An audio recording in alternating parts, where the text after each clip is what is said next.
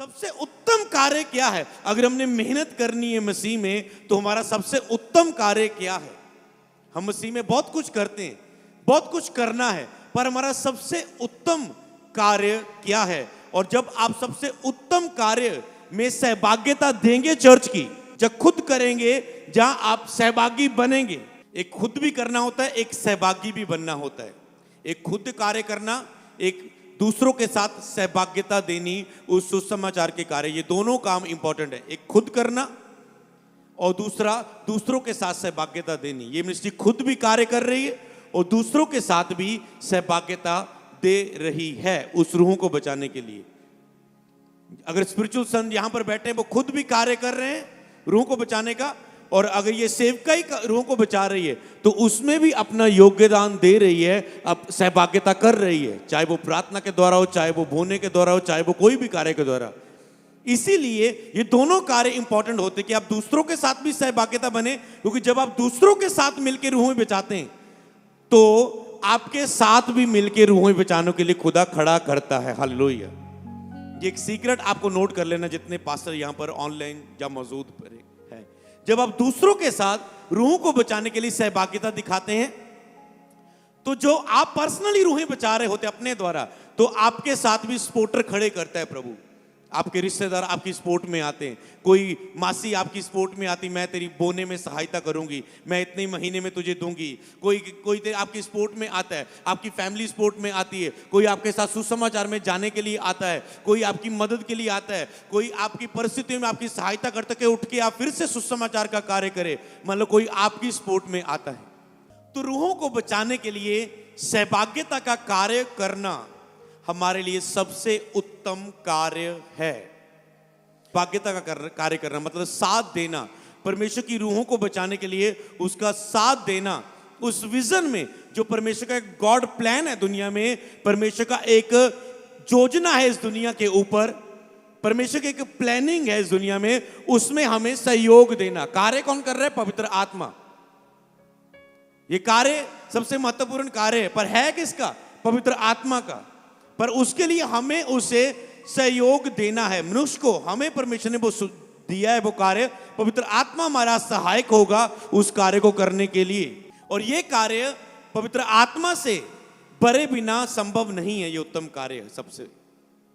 तो आज आपके लिए एक प्रश्न है कि मैं रूहों को बचाने के लिए कितनी सहभागिता कर रहा हूं। ऑनलाइन ध्यान से सुने कि आप रूहों को बचाने के लिए क्या कर रहे हैं, और जैसे आप इस कार्य को अपने आगे रख के हर अपना कार्य उस रीति से करेंगे, तो आप देखेंगे कि आप परमेश्वर का सबसे महान आज्ञा को पूरा कर रहे हैं। तो ये कार्य करना क्यों जरूरी है?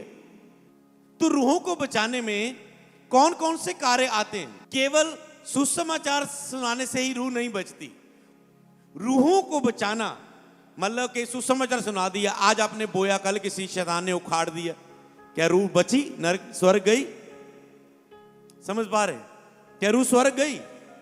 क्या रूह बचाई गई? तो रूह को केवल सुसमाचार सुनाने की मैं बात नहीं कर रहा हूं अकेली, रूहों को बचाना। और उसने उनसे कहा, तुम सारे जगत में और सारी सृष्टि के लोगों को सुसमाचार प्रचार करो। तो पहला कार्य, उत्तम जो हमारा कार्य रूहों को बचाने के लिए, वो है सुसमाचार प्रचार करना, जो उत्तम है। यीशु के जाने से पहले लास्ट शब्द जो निकला, कोई जब जाता है तो वो उत्तम बात को बोलता है। तो उसने उत्तम बात को बोला कि तुम्हें ये याद रहे कि अब करना क्या है।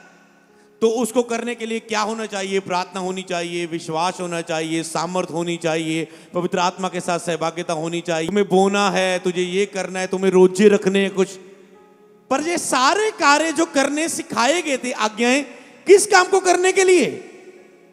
रूहों को बचाने के लिए। तो लास्ट काम उसने बताया कि ये जितना मैं तुम्हें सिखाया है उसमें चलना, तो ही तुम रूहों को बचा पाओगे।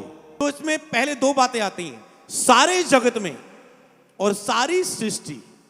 इसे नोट करें, सारे जगत में, सारी सृष्टि में, पूरी पृथ्वी पर, सारे जगत में जहां जहां लोग बसते हैं, जहां जहां रहते हैं लोग, तो सारे जगत में उसने यही ने कहा, केवल कुछ हिस्से तक, सारे जगत में।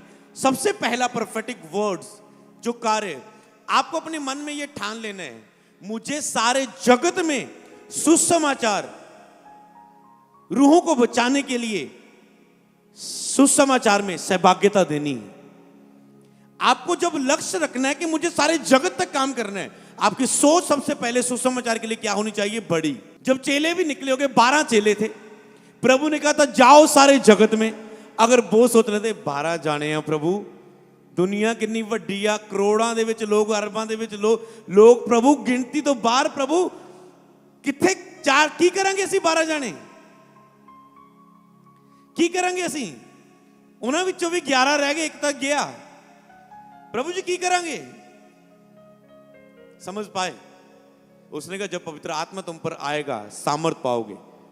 समझ पा रहे? इसका मतलब पवित्र आत्मा के बिना ये कार्य संभव नहीं, पर अगर पवित्र आत्मा से तुम भर गए तो ये कार्य संभव है। और देखो फिर वो 12 निकले और कैसे पूरे जगत में, पृथ्वी की शोर तक सुसमाचार फैलने लगा। हालेलुया। आज कितने लोग मसीह को जान चुके हैं और रूहें बचाई जा चुकी।